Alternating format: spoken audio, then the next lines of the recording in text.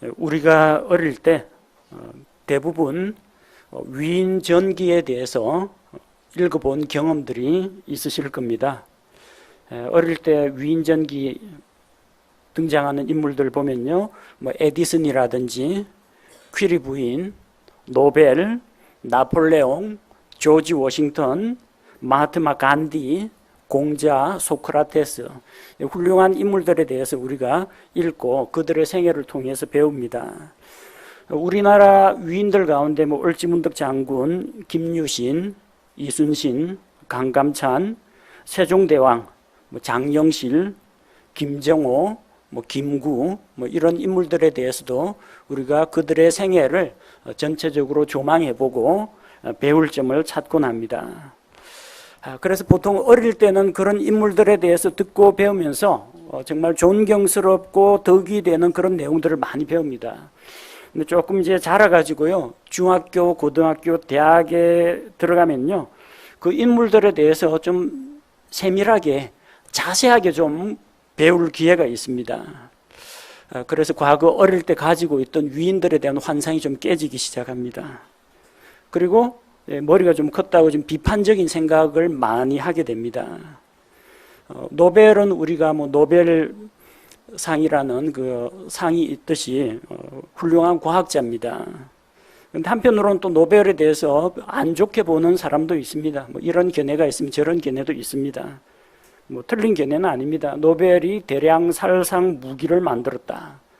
전쟁 무기, 화약, 포탄에 들어가는 이런 재료들을 만들었다.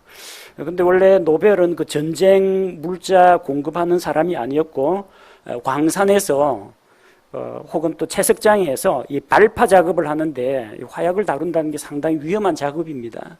어떻게 하면 화약을 좀 안전하게 사용할 수 있을까? 그래서 이제 다이너마이트 같은 것들을 개발을 한 사람입니다. 그렇지만 이제 후세 사람들 중에서는 그 사람을 대량 살상 무기를 만든 사람으로 기억하는 사람도 있습니다. 한 단면만 보고요. 세종대왕 하면 아무도 여기에서 비판하거나 반대하시는 분 없을 겁니다. 이순신 장군, 우리나라에서 이순신 장군하고 세종대왕 건드리면 큰일 납니다. 다른 정치인은 몰라도 이 분들에 대해서는 우리가 누구나 다 인정합니다. 한글을 만드신 분, 또 백성을 위하는 성군이다, 그렇게 하는데, 또 역사를 좀 공부 좀 했다고 하는 사람들 가운데는 또 트집 잡을 거리를 가지고 세종대왕 고기를 지나치게 좋아했다. 세종대왕 그래서 비만이었다. 아내가 6명이었다. 자녀가 20명이었다. 며느리를 쫓아낸 시아버지다. 어쨌든 그 한 생활의 단면들 가운데서 부정적인 요소들을 또 꼬집어내 가지고 비판을 하는 사람도 있습니다. 물론 이것도 맞고 저것도 맞고 다 팩트입니다. 다 사실입니다. 허위 사실을 가지고 그런 건 아닙니다. 그래서 우리가 누구나 인정하듯이 어떤 사람이든지 장점이 있는가 하면 단점이 있습니다. 잘한 업적, 공이 있는가 하면은 잘못한 그 과실도 있기 마련입니다. 완벽한 사람을 찾으십니까? 없습니다. 우리나라 정치인들 가운데에서도 이승만 대통령에 대해서 비판하는 사람이 있는가 하면은 그 사람을 존경하는 사람이 있습니다. 비판하는 이유들을 보면 그럴싸합니다. 또 그 사람의 공적에 대해서 또 이야기하라고 하면 또 공적도 우리가 또 인정해 줘야 됩니다. 박정희 대통령 하면은 독재자 이런 이미지로 남아 있는 분도 있습니다. 하지만 또 그 독재 체제 하에서 일반 정치인들이 할 수 없는 총합된 국민의 힘으로 뭔가 또 해낸 것이 있고, 또 반공 정신으로 우리나라 자유민주주의를 수호한 공로는 또 있습니다. 하나만 가지고 비판을 하거나 하나만 가지고 영웅시하는 것은 조금 문제가 있다고 봅니다. 좋은 점이 있으면 나쁜 점이 있고, 공이 있으면 과실이 있을 수가 있는데, 우리가 그런 것들을 좀 합쳐서 볼 수 있는 통합적인 좀 시야를 가졌으면 좋겠습니다. 성경 인물에 대해서도 마찬가지입니다. 어떤 사람은 다윗을 위대한 하나님의 사람으로 보고, 어떤 사람은 또 하나에 또 꽂혀가지고 그 다윗은 바세바와 간음을 한 그것만 머릿속에 깊이 새기는 사람도 있습니다. 삼손이 블레셋 사람들을 치고 이스라엘을 구원하였다, 이런 사사로서의 업적을 우리가 알고 있지만 들릴라의 꿰매 빠져 넘어간 어리석은 사람으로 또 어떤 사람은 그렇게 기억하기도 합니다. 그래서 어떤 한 사람에 대해서 이해를 하려면 좀 전반적으로 볼 필요가 있다는 이야기입니다. 한 부분만, 한 사건만 보지 말고 전체적인 생애를 조망해 볼 필요가 있다는 겁니다. 그동안 우리가 성경 인물 연구를 통해서 어떤 성경 인물의 뛰어난 점을 본받자, 혹은 어떤 인물들과 같이 되지 말자 하고 제가 특별히 강조하는 부분을 끄집어내 가지고 설교를 하거나 또 가르친 적이 있습니다. 근데 또 한편으로는 그 인물들의 전체 생애를 태어나서부터 죽을 때까지를 한눈에 조망해보는 그런 시간도 필요하다고 생각합니다. 그래서 오늘 그 첫 번째 인물로 하나님께서 창조하신 최초의 사람 아담에 대해서, 아담 하면 당장 떠오르는 게 선악과 따먹고 범죄하는 이게 떠오르죠. 그거 말고 아담이 창조된 이후부터 죽을 때까지를 한번 그 930년을 전체적으로 한번 훑어보고 우리 인생은 하나님 앞에서 어떤 존재인지 함께 생각하는 시간을 갖고자 합니다.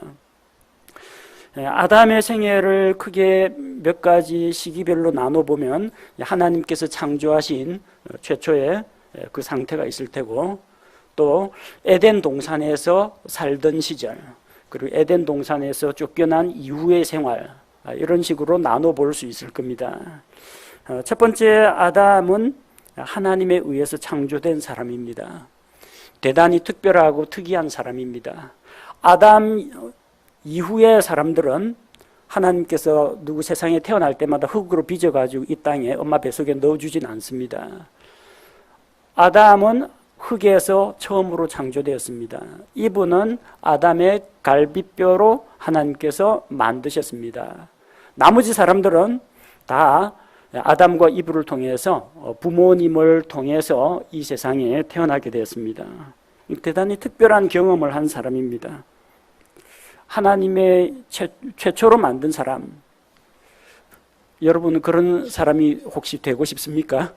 하나님이 이 세상에 아무도 없는데 유일하게 나를 만드셨다. 대단히 복된 사람인 동시에 한편으로는 많은 부담을 안고 있는 사람입니다. 하나님의 특별한 손길에 의해서 하나님의 형상대로 죄가 없는 상태로 창조되었습니다. 참 복되고 좋은 그런 환경에서 그가 만들어졌습니다. 반면에 그 한 사람으로 인해서 앞으로 수많은 인류들이, 수많은 사람들이 세상에 태어나게 됩니다. 모든 인류의 조상이라는 무거운 그런 사명을 지고 있는 사람입니다.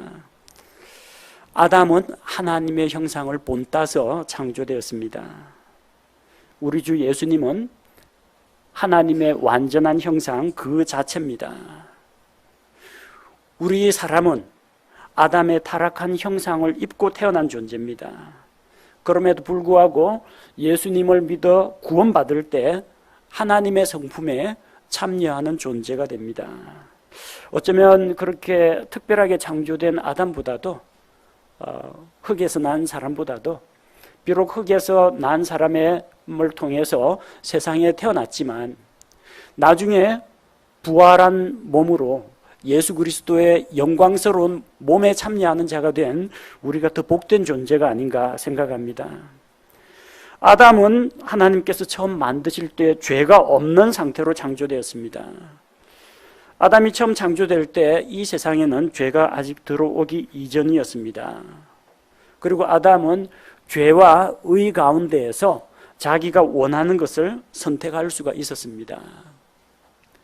죄가 없는 상태에서 창조되었다.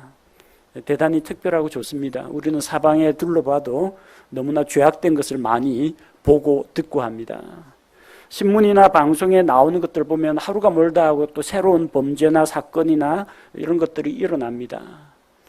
에덴 동산에서 하나님 처음 만든 사람, 그에게는 죄가 없었고 아담 혼자고, 그리고 그의 짝 이브가 있으니까 누가 그를 괴롭히는 사람도 없었고, 또 열악한 사회 환경이나 억압하는 정치가나 이런 사람도 없었습니다.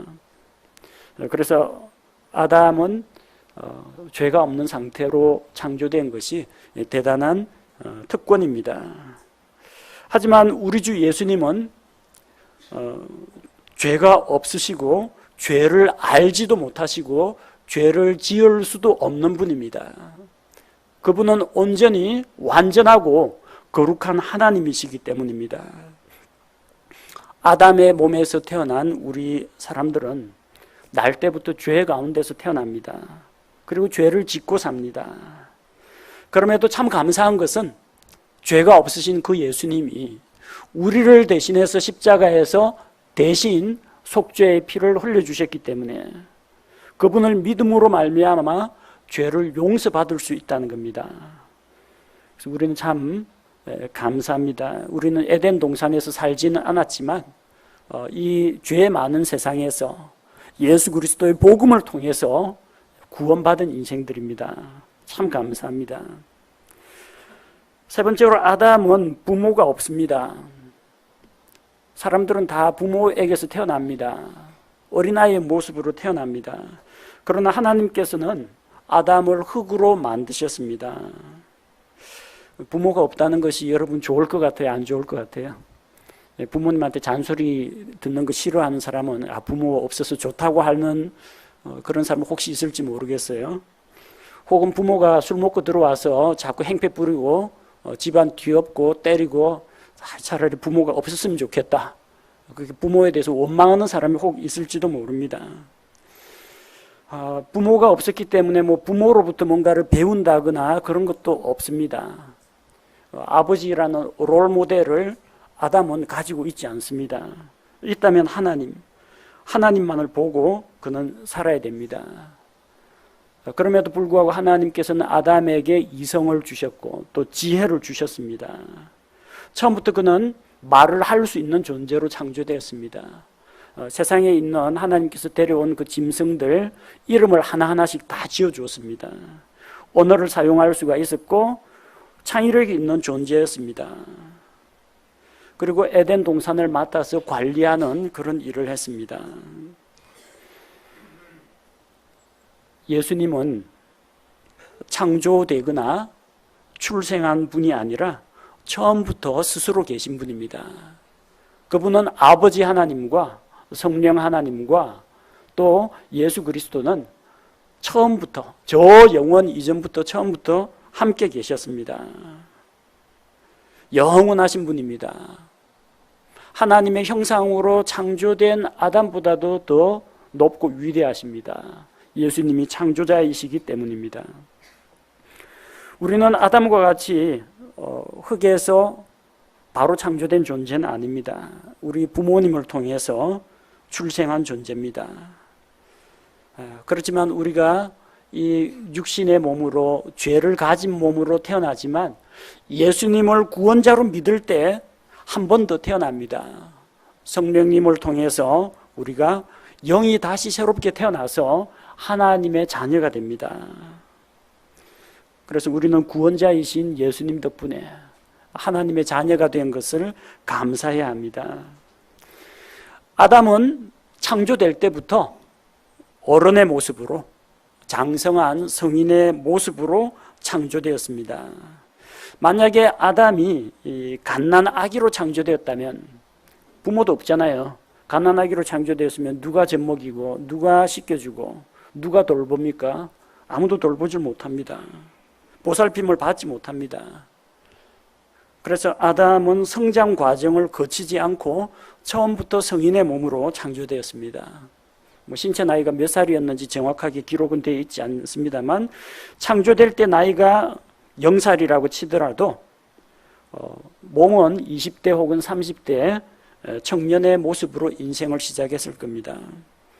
좋은 것 같아요? 안 좋은 것 같아요? 힘들고 어려운 사춘기도 안 보내고 청년의 시기 이런 것도 보내지도 않고 바로 이제 장성한 사람으로 청소년기를 거치지 않고 쫙 바로 동산 관리도 할 수 있고 바로 결혼도 할 수 있는 적어도 청년 혹은 성인의 모습으로 인생을 살아간다는 것. 어떤 사람에게는 부럽다, 좋겠다 그런 사람도 있지만 한편으로는 자기 자신의 어린 시절의 모습을 가지고 있는 우리하고는 조금 생각이 다를 겁니다. 우리는 어릴 때 부모님 품에 안겨가지고 사랑과 귀여움을 받고 또 우리 부모님들을 통해서 그 섬김과 보살핌을 받고 자랍니다. 그리고 점차 부모님을 보면서 어른이 되어간다는 것은 이런 걸 말하는구나. 또 자기가 힘들고 어려울 때 믿고 기대고 상담하고 의지할 그런 어떤 대상이 있는데 아담은 그런 게 없었다는 겁니다. 예수님은 아담처럼 성인의 모습으로 세상에 오지 않았습니다. 슈퍼맨 영화를 보면은 외계에서 슈퍼맨이 어릴 때부터 그냥 아주 파워풀한 힘을 가지고 옵니다. 어린 시절부터 둥둥 하늘을 날기도 하고 힘도 센 그런 존재로 등장합니다. 근데 예수님은 슈퍼맨 같은 그런 존재는 아니었습니다. 어릴 때는 그냥 우리하고 똑같이 포대기에 쌓여가지고 눈만 껌뻑껌뻑하고 젖을 먹고 똑같이 똥 싸고 오줌 싸고 사람들이 가지고 있는 그런 거쳐가야 하는 성장 과정을 예수님은 똑같이 다 거치셨습니다. 그래서 누구보다도 우리 자신에 대해서, 사람에 대해서 잘 알고 계십니다. 우리와 같이 되셨습니다. 우리와 같은 출생 과정을 창조주 하나님께서 사람의 몸을 통해서 태어나고 성장하면서 예수님께서 그 지혜와 키가 자라가며 하나님과 사람에게 더 사랑스러워 가시는 이 성장 과정을 거치셨다는 겁니다. 아담은 어린아이의 마음을 이해 못할 겁니다. 어린아이가 돼본 적이 없으니까.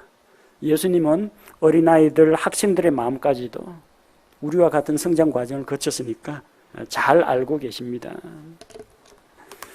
자, 에덴 동산에서 아담이 생활하고 있을 때 아담은 직장 걱정은 안 했습니다. 주변에 있는 모든 게 먹을 거리니까 땅에서 자라는 이 채소도 있고 나무에서 열리는 과일도 있고 누군가 자기를 괴롭히는 사람도 없었고 그리고 땅을 사야 된다, 집을 사야 된다, 취직을 해야 된다 그런 걱정도 없었습니다. 그는 에덴 동산의 소유자는 아니었지만 하나님에게서 위임을 받은 관리자였습니다. 에덴 동산이라고 해서 놀고 먹고 그러는 건 아닙니다. 하나님의 일을 해야 했습니다. 하나님께서 창조하신 그 창조 세계를 가꾸고 돌보는 일을 했습니다. 창세기 2장 15절에 보니까 주 하나님께서 남자를 데려다가 에덴의 동산에 두시고 그것을 가꾸고 지키게 하셨더라. 아주 낙원과 같이 아름답고 좋은 환경에서 놀고 먹은 게 아니라 그는 일을 했습니다. 하나님께서 일자리를 주셨습니다. 첫 직업이 에덴 동산 관리자였습니다. 요한복음 20장 15절에 보니까 예수님은 마리아가 그 부활하신 예수님을 보았는데 처음에 예수님을 알아보지 못하고 그분이 동산지기인 줄 알았습니다. 첫사람 아담은 에덴 동산 동산지기였고 부활하신 예수님은 마리아가 봤을 때 동산지기로 착각을 할 정도였습니다. 아담은 에덴에서 아무런 부족한 것이 없는 풍족한 환경에서 생활했습니다. 에덴 동산에는 먹을 것이 풍족했습니다. 기후도 좋았습니다. 죄가 없었습니다. 사나운 짐승들도 없었습니다. 아담은 짐승들에게 이름을 지어주고 하나님이 만드신 그 짐승들을 다스릴 권세를 가지고 있었기 때문입니다. 너무 좋은 환경에서 창조가 되었습니다. 아쉬울 게 없습니다. 그러다 보니까 날 때부터 모든 걸 누리다 보니까 마치 서양 속담에 입에 은수저를 물고 태어난 사람처럼 부족한 것을 모르고 감사를 모르게 됩니다. 우리 주 예수님을 한번 보십시오. 베들레헴 마구간에서 나셨습니다. 요즘은 아기 낳으면 전부 다 이게 그 유아 침대 이런 것도 있고 아기들 재우는 요람 같은 것들도 다 있습니다. 예수님은 그 짐승들이 먹는 그 구유통 거기 위에 침대 대신 구유에 누워 계셨습니다. 우리 은수저 금수저 이야기하는데 예수님은 가난한 목수의 아들로 이 세상에 태어났습니다. 그리고 큰 대도시가 아니라 저 갈릴리 지방, 저 산골에 있는 갈릴리 지방 나사렛 마을에서 자랐습니다. 히브리서 2장 18절에 보니까 그분께서 친히 시험을 받아 고난을 당하셨은즉 시험 받는 자들을 능히 구주하실 수 있느니라. 예수님을 볼 때 우리에게 적지 않은 위로와 격려가 됩니다. 우리 가운데 이 가운데 금수저에 해당되는 사람은 제가 보기 없다고 생각합니다. 태어나자마자 온갖 부귀 영화를 누리며 사는 사람은 없습니다. 각자 직장에서 열심히 일을 하고 자기 가정을 부양하고 미래를 설계하고 있습니다. 자라나는 학생들 역시 마찬가지입니다. 열심히 공부해서 또 좋은 대학과 좋은 직장 가려고 열심히 노력하고 있습니다. 우리 인생을 한번 돌아보시기 바랍니다. 과연 태어날 때부터 주변에 온갖 것들이 다 갖춰진 그런 환경에서 자라오신 분은 제가 보기에 여기는 없는 것 같습니다. 우리 성도들의 생활을 살펴보면은 에덴 동산에 있던 아담의 생활보다는 예수님의 생활이 더 가깝지 않나 생각합니다. 자, 그 좋은 환경에서 살고 있던 아담은 마귀의 유혹을 받아서 범죄하게 됩니다. 이분은 뱀이 유혹하는 그 말에 속아 넘어갔습니다. 아담은 속은 것이 아니라 자기 스스로 선택을 했습니다. 디모데전서 2장 14절에 보니까 또 아담이 속지 아니하고 여자가 속아 범법 가운데 있었기 때문이라. 여자는 뱀의 말에 귀가 쏠려가지고 뱀의 유혹을 받아가지고 범죄했습니다. 하나님이 이브야 너는 어찌하여 그렇게 하였느냐? 뱀이 나를 꿰므로 내가 먹었나이다. 아담은 하나님이 내게 주셔서 나와 함께 하신 그 여자, 그러니까 단순한 여자가 아니라 하나님께서 짝지어준 그 여자, 하나님에게 책임을 돌리죠. 그 여자가 내게 주므로 먹었나이다. 아담은 뱀의 유혹에 넘어가서 먹은 것이 아니라 자기 스스로 의지적인 결단으로 먹었다는 이야기입니다. 왜요? 하나님이 그것을 먹는 날에는 그날에 반드시 죽으리라고 했는데 입을 보니까 쌩글쌩글 웃고 아직 숨도 안 끊어지고 뭐 입에서 피를 토하거나 그러지도 않고 잘 먹고 있어요. 당장 즉사할 줄 알았는데 이브가 먹으라고 주잖아요. 이브가 그것을 따서 자기와 함께한 자기 남편 아담에게도 주매 아담이 먹었습니다. 그래서 아담은 자기 아내의 말을 듣고 그리고 하나님의 말씀을 반역을 한 겁니다. 마귀는 첫사람을 이렇게 시험해서 넘어뜨렸습니다. 죄에 빠지게 만들었습니다. 마귀는 하나님의 아들이신 예수님도 시험했습니다. 예수님도 첫사람과 동일한 시험을 받았지만 예수님은 말씀으로 시험을 이기고 승리하셨습니다. 마귀는 구원받은 우리 성도들, 여러분들도 시험합니다. 아담도 시험했고 예수님도 시험했어요. 여러분이라고 그냥 둘 것 같아요? 옛날에 여러분이 예수님을 믿기 이전이라면 뭐 자기 부하니까 자기 시키는 대로 하는 마귀의 인도를 따르는 마귀의 자녀였을 때에는 그냥 내버려 둡니다. 그냥 죄짓게 내버려 둡니다. 그러나 우리가 예수 그리스도를 믿고 하나님 편으로 돌아섬으로 말미암아 이제 마귀와는 같이 공존할 수 없는 원수가 되었습니다. 그래서 우리 원수 마귀, 우리 대적 마귀, 그러죠? 우리 적입니다. 틈만 나면 여러분을 유혹하려고 할 겁니다. 여러분을 시험하여 넘어뜨리려고 할 겁니다. 우리는 아담처럼 되지 말고 예수님처럼 말씀으로 승리하는 성도들이 되어야 합니다. 자, 그 죄를 짓고 아담은 에덴 동산에 더 있지 못하고 이제 쫓겨났습니다. 그래서 에덴 동산에서 쫓겨난 이후 아담의 생애에 대해서 살펴보겠습니다. 하나님께서 아담을 내쫓으셨지만 에덴 동산에서 누리던 그런 특권과 축복을 거두어 가셨지만 빼앗지 않은 게 있습니다. 마누라는 빼앗지 않았습니다. 아담의 가정은 빼앗지 않았습니다. 이브와 같이 계속해서 결혼 생활을 유지했습니다. 바로 그 가정을 통해서 사랑이라는 게 뭔지 알고 자녀를 한번 낳아봐야 아버지 하나님의 마음을 알고 또 태어나면서 자녀들이 자라는 그 모습을 통해서 타락한 아담의 그 본성을 가진 그 아이가 어려서부터 무슨 짓을 하는지 그는 지켜봐야 했습니다. 창세기 4장 1절에 보니까 아담이 자기 아내 이브를 알매 그녀가 수태하여 가인을 낳았다고 했습니다. 같이 부부로서 살아가는 것을 안다라고 이야기합니다. 안다라는 게 그 사람의 키, 몸무게, 이름, 고향, 출신 학교 이걸 아는 것이 아니고요.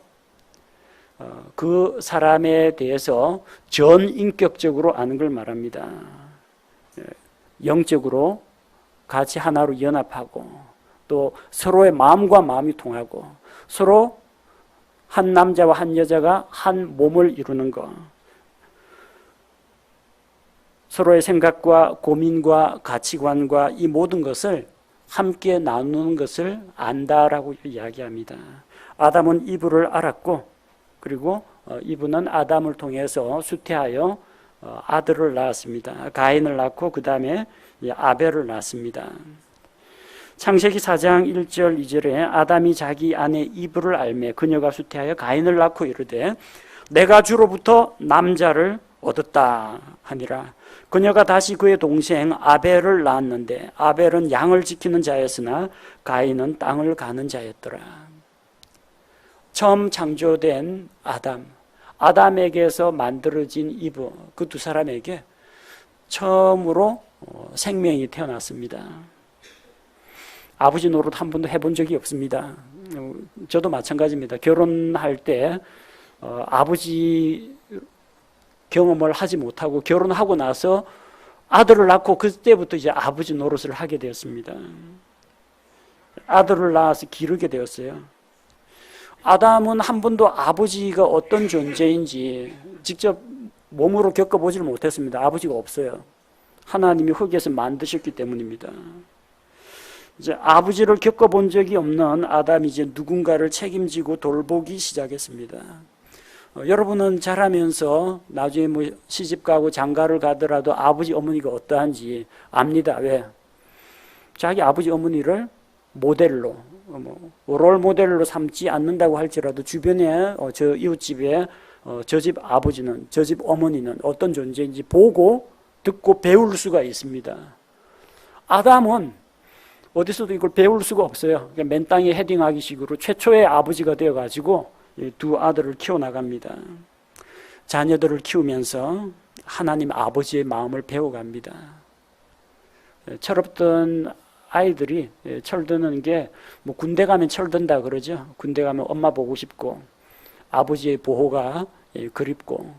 근데 진짜 철드는 건요, 장가 들면 어른으로 인정해 줍니다. 옛 어르신들 장가 가야 어른 된다고 합니다. 장가 가가지고 애 낳아봐야 부모님의 마음을 알게 된다는 이야기입니다. 그렇게 아담은 아버지가 되면서 아버지의 마음을 배워가기 시작했습니다. 그리고 또 한 가지, 아들을 낳으면서 자기가 늙어가고 있다는 것을 깨닫게 되었습니다. 저도 옛날에 혼자 결혼 안 하고 혼자 독신 생활을 할 때는 뭐 1년이 지나도 2년이 지나도 그 변화라는 걸 몰랐어요. 대학에 나가서 이제 학생들을 가르치거든요. 보통 뭐 2, 3학년들 전공 과목을 가르쳤는데 그 학생들이 4학년 되고 졸업을 합니다. 다음에 강의 나가거든요. 그 학생들 다 졸업했는데 또 신입생들 또 2, 3학년 올라온 애들이 있습니다. 그 학생들 가르칩니다. 내 보는 애들 연령이 똑같아요. 딱 대학교 한 2학년에서 3학년 가끔 가다 뭐 복학생들이 수강하는 그런 일도 있는데 그러다 보니까 항상 같은 사람들만 대하고 살다 보니까 시간이 흐른다, 내가 나이를 먹는다는 것은 미처 생각하지 못했어요.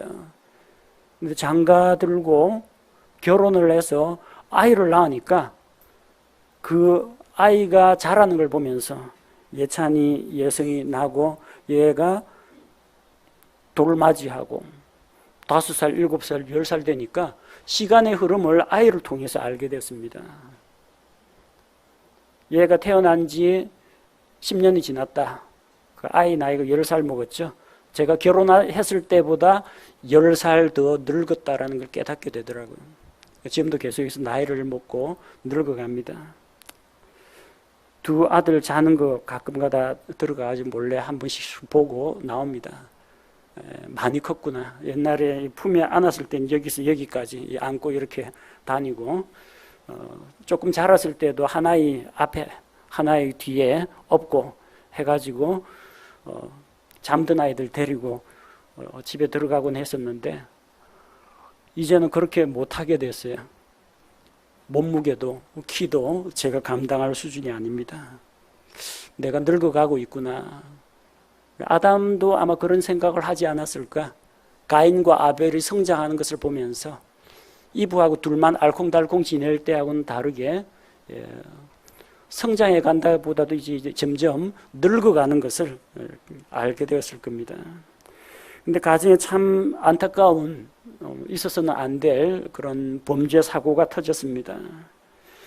아담은 그래도 큰아들이라고 가인에게는 자기 가업을 물려주었습니다. 아담은 흙에서 창조되었고 땅을 갈아가지고 자기의 근본된 토지를 갈아가지고 농사를 짓는 농사꾼이었습니다. 장남에게 가업을 물려줘서 농사를 짓게 했습니다. 상당히 중요한 일입니다. 온 가족의 생계를 책임져야 하는 문제입니다. 둘째 아들 아벨은 양을 치는 자였습니다. 그 당시는 노아 홍수 이전입니다. 그래서 육식을 할 수 없는 때였습니다. 육식을 하나님께서 허용한 게 노아 홍수 이후입니다. 그래서 양을 키우지만 양을 잡아먹지는 못합니다. 고기를 먹지 못했습니다. 채식을 했습니다.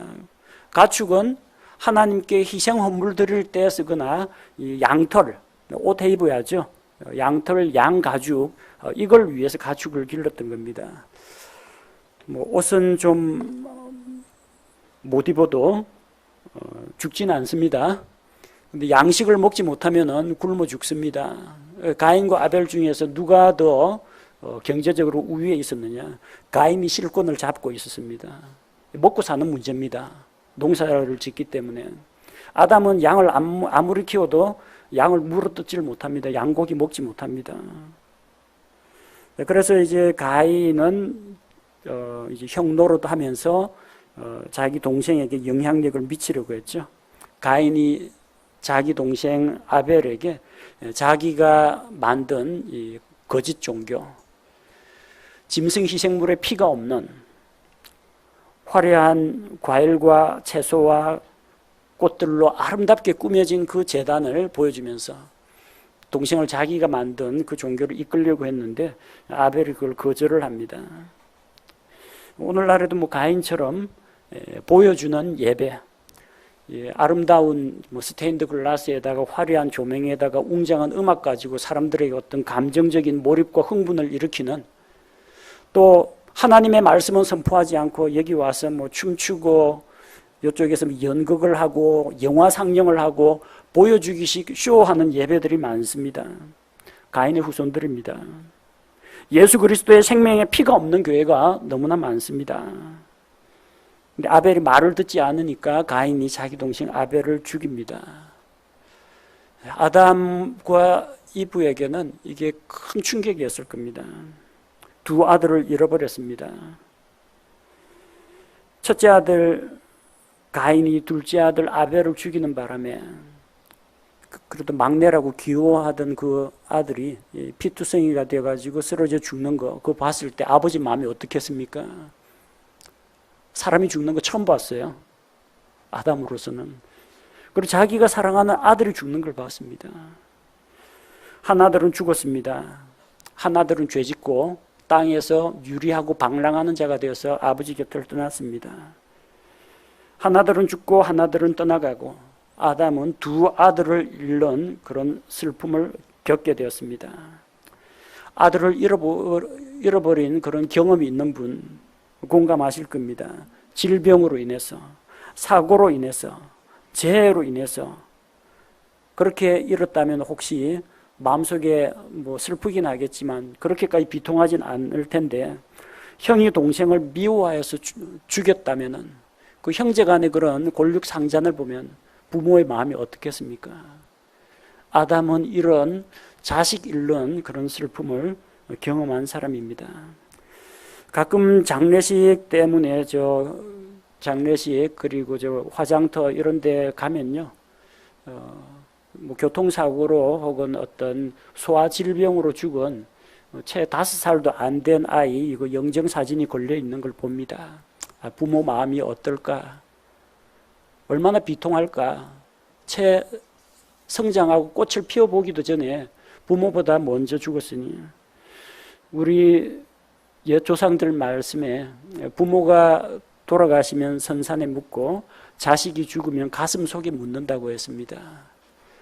아담은 아벨의 죽음 앞에서 또 아버지 곁을 떠나간 그 가인을 볼 때 가슴 속이 정말 무덤처럼 삭막하고 그리고 비통한 가운데 있었을 겁니다. 그럼에도 불구하고 하나님께서 아담에게 희망을 불어넣어 주셨습니다. 또 다른 아들 셋을 그에게 주셨습니다. 아담이 130세, 130세 자기 모양대로 자기 형상에 따라 아들을 낳아 그의 이름을 셋이라고 하니라. 하나님께서 다른 아들을 주셨는데 그가 셋입니다. 창세기 5장 3절에 보니까 아담은 하나님의 형상대로 창조되었는데 셋은 하나님의 형상이 아니라 누구 형상요? 아담이 자기 모양 자기 형상에 따라 죄로 인해 타락한 아담의 형상을 가진 아이가 태어났습니다. 사람은 날 때부터 아담의 타락한 본성을 가지고 태어납니다. 그래서 아이가 태어났을 때 참 여러 가지 기분이 듭니다. 하나님께서 생명을 주신 것에 대해서는 정말 감사합니다. 해산의 고통 끝에 우리 가정에 새 생명을 주셨다. 감사합니다. 그러나 아이가 자랄 때까지 참 많은 걱정을 했습니다. 죄 가운데 태어난 이 아이가 언제 예수님을 만나게 될까? 언제 자기 스스로 부모의 어떤 권유나 강권이 아니라 자기 발로 교회 다니고 자기 입술로 하나님께 기도하게 될까? 그런 생각을 했습니다. 아마 우리 요 사랑방에 계신 젊은 형제 부부들 아이들 다 안고 계실 텐데 한 번쯤 그런 생각 해보셨을 겁니다. 하나님께 감사하는 한편 이 생명이 태어났는데 타락한 아담의 본성을 가지고 태어난 이 아이가 장차 어떻게 될 것인가? 함께 천국에 갈 수 있을 것인가?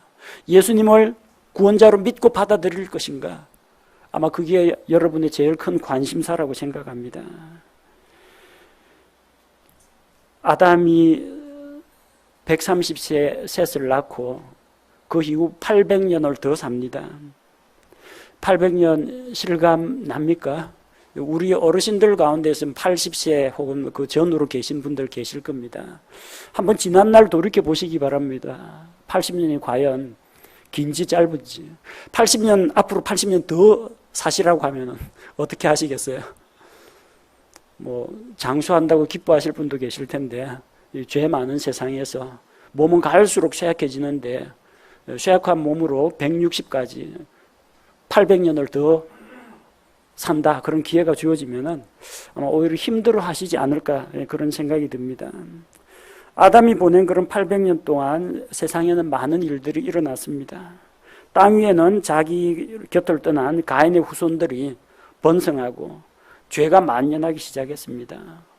놋과 쇠로 만든 농기구, 또 그걸로 또 전쟁 무기도 만들고 생산량도 증가하고 무기를 가지고 약탈하고 침략하는 그런 일도 일어났을 겁니다.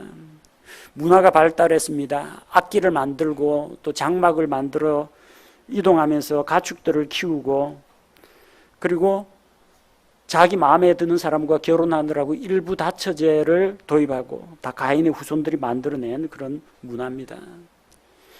아담은 130세에 셋을 낳은 후에 800년 동안 더 이 세상 돌아가는 그 모습들을 보면서 세월을 보냈습니다. 창세기 1장 28절에 다산하고 번성하여 땅을 채우라. 하나님께서는 그때 죄짓지 않은 사람들이 하나님의 형상을 닮은 사람들로 온 세상에 가득 채우기를 원하셨습니다. 하지만 이제 아담은 800년 동안 계속해서 자손들을 낳기 시작하는데 자기가 이브를 통해서 낳기도 하고 그 아들들이 또 그 손자가 또 계속해서 번성하기 시작하는데 온 세상이 죄 가운데서 태어나고 또 죄로 오염되어 가는 것을 자기 눈으로 똑똑히 보게 되었을 겁니다. 800년 동안 무슨 생각하면서 살았을 것 같습니까? 에덴 동산을 아마 그리워했을 겁니다. 하나님께서 주신 축복, 죄가 없는 세상, 모든 것이 갖추어지고 풍족한 세상, 그런 것들을 그리워했을 겁니다. 한순간의 유혹을 참지 못하여 죄에 빠지고 자기는 물론이고 자기 이후에 태어날 모든 사람을 죄의 굴레 아래 가둔 자기 자신에 대한 그런 안타까움과 탄식과 원망으로 가득했을 겁니다. 그래도 역사는 돌이킬 수가 없는 걸 어떡하겠습니까? 창세기 3장 26절에 보니까 셋에게서 이제 아들이 태어나고 그의 이름을 에노스라고 했는데 에노스 시대에 와서야 사람들이 주의 이름을 부르기 시작했습니다. 어느 날 갑자기 그들이 신앙생활을 하지는 않았을 겁니다. 아담이 800년 동안 살면서 부지런히 가르쳤을 겁니다. 하나님은 살아계신다. 이전에 우리는 하나님께서는 나를 흙에서 만드시고 에덴 동산이라는 곳에 두셨다. 에덴 동산은 정말 지상 낙원이었다. 그리고 하나님께서 짐승 희생을 통해서 자기들의 죄 문제를 해결해 주시고 가죽옷을 입히신 그 이야기까지, 피 흘린 짐승을 통하여 사람이 죄 용서받는 그 이야기까지 자자손손 다 가르쳤을 겁니다.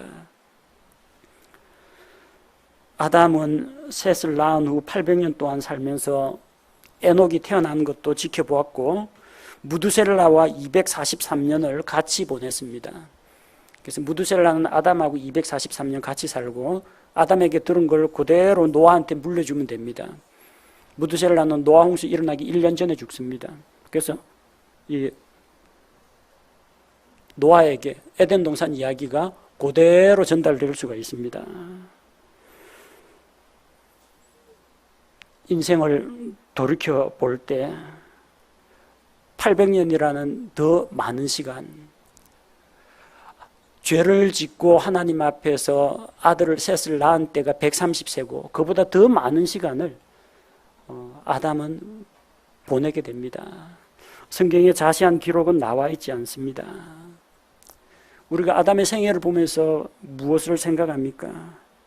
막연한 환상에 젖어가지고 내가 만약 에덴 동산에 있었더라면 그러진 않았을 텐데, 나도 죄 없는 세상에 태어났더라면 나도 이 고통스러운 대한민국의 현실이 아니라 정말 하나님과 사랑과 복락이 가득한 그런 곳에 있었다면, 그런 상상은 해봤자 실현되지는 않습니다. 아담의 생애를 통해서 여러분 배울 것을 찾으시기 바랍니다. 아담의 생애 가운데서 중요한 것은 그가 창조된 이후부터 130세까지 중요한 일들이 거의 대부분 다 일어났습니다. 거기서 그가 어떤 선택을 하고 어떤 결정을 내리느냐가 그의 이후의 생활에까지도 영향을 미쳤습니다. 우리 인생 800년 안 됩니다. 120년 힘듭니다. 100세 장수하셨습니다. 이야기 듣습니다. 90세만 넘어도 오래 사셨네요. 그런 이야기 듣습니다. 여러분 인생, 그렇게 우리 사람들의 인생, 요즘 100세 시대 이야기하는데 100세라고 가정을 하고 이야기해 봅시다. 중요한 사건들은 거의 대부분 여러분이 태어난 이후부터 시작해서 40대, 50대 다 이루어집니다. 전공 분야라든지 직장 문제라든지 가정, 배우자 문제 대부분 그때 다 결정됩니다. 그 다음부터는 어떻게 합니까? 지금까지 자기가 걸어왔던 길을 계속 걷거나, 물론 나중에 노후에 인생의 큰 정한을 겪는 분도 있지만 거의 대부분 계속해서 가게 됩니다. 어린 주일학교 학생 여러분, 그리고 학생회, 청년들 여러분, 인생의 참 중요한 시기입니다. 아담이 130세 이후로 보낸 800년보다도 여러분 더 중요한 시기를 살고 있다는 거 기억해야 합니다. 그리고 그때 방향 설정을 잘 하고 방향을 잘 잡으면 나중에 60, 70, 80대여도 여러분 목표한 대로 나중에 노후 인생 설계까지 잘 할 수가 있습니다. 물론 아담이 살았던 800세 되는 그 생이 뭐 가치가 없다 그런 이야기는 아닙니다. 부지런히 자손들을 낳고 퍼뜨리고 그들에게 하나님과 에덴 동산 이야기를 가르쳤을 겁니다. 근데 진짜 중요한 결정은 언제 내렸어야 하느냐? 에덴 동산에서 선악과 앞에서 하나님의 말씀에 순종하는 결정을 내렸어야만 했다는 겁니다. 아담을 돌아보고 우리 주 예수님의 생애를 돌아보고 우리 자신의 생애를 돌아보고 한번 비교해 보시기 바랍니다. 우리가 어떤 사람이 되느냐 하는 것은 환경 탓이 아닙니다. 환경에 영향을 받는다. 그건 제가 동의합니다. 그러나 절대적으로 환경 탓이다. 그렇게 이야기할 수는 없습니다. 하늘에 하나님 계신 하늘에 불만사항이 뭐가 있습니까? 기쁨과 은혜와 복락이 충만한데 그런데도 거기에서 루시퍼가 반역을 일으킵니다. 인생살이 고달파서 하나님이 전제군주로 압제를 해서 민주적인 방식이 아니라 하나님의 왕권 때문에 불만 때문에 그가 반역을 일으켰습니까? 아닙니다. 교만 때문입니다. 에덴 동산에 문제될 게 뭐가 있습니까? 죄가 없습니다. 살기 좋은 곳입니다. 갑질하는 사람 없습니다. 억압하는 정치가 없습니다. 나쁜 이웃도 없습니다. 맹수가 괴롭히거나 공격하거나 그러지도 않습니다. 다 좋습니다. 근데 왜 범죄가 일어납니까? 나태해져 가지고 하나님의 은혜에 대해서 감사하지 않고 하나님께 영광 돌리지 않고 주변에서 들려오는 부정적인 이야기, 하나님을 모함하고 부추기는 이런 꾀에 유혹에 넘어갔기 때문입니다. 환경 탓하지 마시기 바랍니다. 나는 흙수저 집안이라서 안 돼. 나는 우리 아버지 어머니가 불신자라서 신앙생활 하기 힘들어. 믿지 않는 가정이야. 우리나라 대한민국 헬조선 여기서 힘들어. 대한민국 교육, 취직, 입시제도 그런 어려운 환경 가운데에서도 꿋꿋이 또 살아가고 있는 사람도 있습니다.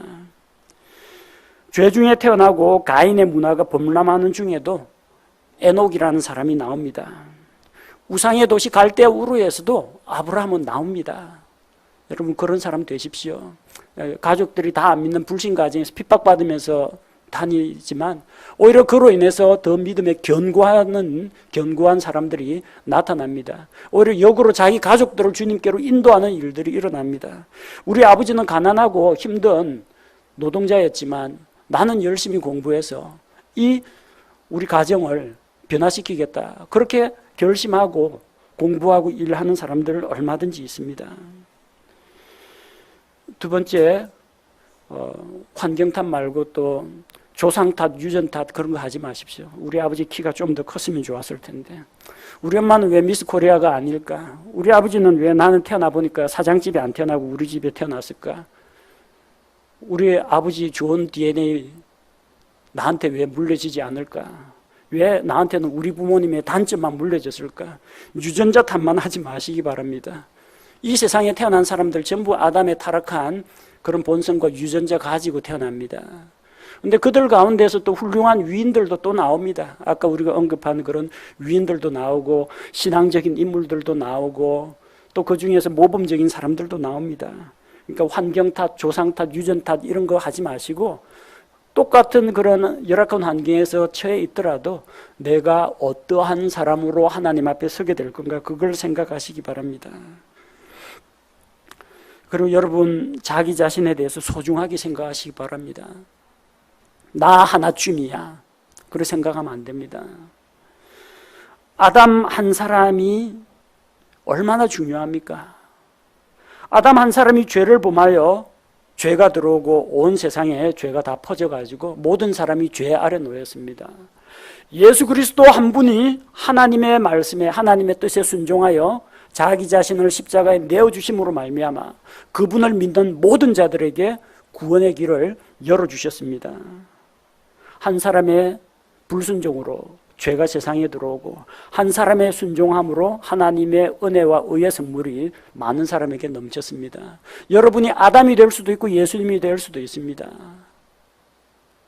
저 한 사람이 뭐 나 하나쯤이야, 뭐 60억 인구 가운데 나 하나쯤이야, 그런 생각이 아니라 나 한 사람이 예수님을 믿었더니 우리 가족이 구원을 받았습니다. 그리고 제가 결혼해서 가정을 이뤘는데 두 아들이 또 구원을 받고 하나님의 자녀가 되었습니다. 놀라운 일 아닙니까? 또 나 한 사람이 구원받고 하나님께 헌신을 했더니 나를 통해서 복음을 듣고 구원을 받고 또 진리를 깨닫는 사람들이 또 생겨납니다. 여러분 한 사람 한 사람이 다 소중합니다. 자기 자신에 대해서 비관적으로 생각하지 마십시오. 온 우주 가운데서 티끌과 먼지만도 못한 나, 그렇게 생각할 게 아니라 나 한 사람이 오늘 어떤 생각을 먹고 오늘 내가 어떤 마음과 어떤 태도를 갖느냐에 따라서 나는 물론이고 내 주변의 사람과 내 가족까지도 영향을 받을 수 있다는 걸 생각해야 됩니다. 아담의 범죄가 아담 혼자 일로 끝난 게 아닙니다. 얼마나 많은 사람들에게 이 해악을 입혔습니까? 중요합니다. 아담처럼 불순종한 사람이 될 것인지 예수 그리스도와 같이 순종하는 사람이 될 것인지 잘 생각해 보시기 바랍니다. 아담의 생애 130세 이후 800년 살았다고 했죠. 그가 930년 동안 생애를 누렸습니다. 930년 아니라 우리 일생이 그 10분의 1, 93세라고 가정을 해봅시다. 93세까지 무엇을 하고 사시겠습니까? 아담은 비록 죄를 에덴 동산에서 죄를 짓고 많은 사람들을 죄 가운데 빠뜨렸지만 그 남은 800년 동안 자녀를 낳아 양육하고 가르쳤습니다. 물론 그가 가르친다고 자녀들이 다 바른 길로 걸었던 건 아닙니다. 노아 홍수 때 보십시오. 하나님을 믿고 구원받은 자가 몇 명 남았는지. 그래도 우린 가르쳐야 됩니다. 자녀를 낳아야 합니다. 자녀를 양육해야 합니다. 말 안 듣고 이야기해봤자 사흘 되면 까먹습니다. 사흘 뒤에 또 이야기하십시오. 또 그래도 가르쳐야 됩니다. 하나님의 뜻이 무엇입니까? 다산하고 번성하여 온 땅에 가득하라는 겁니다. 그때 당시 사람은 죄 안 지은 사람입니다. 하나님의 형상을 닮은 사람이 온 세상에 가득하게 되는 것을 원합니다. 아담은 800년 동안 자녀들을 낳았는데 태어나는 족족 전부 다 죄성을 가진, 죄악의 본성을 가진 자들만 다 태어납니다. 그래도 가르쳐야 합니다. 어떡합니까? 자녀들 말 안 듣죠? 훈계하고 가르치고 때려서라도 가르치기 바랍니다. 그래서 믿음의 씨가 되어서 그들이 스스로 인격적으로 주님을 만나고 예수 그리스도를 구원자로 영접하고 하나님을 아버지라고 부르고 스스로 기도할 줄 알고 스스로 성경책 읽을 줄 알고 스스로 엄마 아빠 쫄라가지고 교회 가자고 할 정도가 될 때까지 양육하시기 바랍니다. 믿음의 씨가 다음 세대를 이어가게 해야 합니다. 이것이 아담의 후손인 우리가 하나님 앞에서 감당해야 할 중요한 사역인 것입니다. 아담을 우리가 생각하고 우리 주 예수님을 생각하면서 우리 인생의 방향을 바르게 잡아야겠습니다.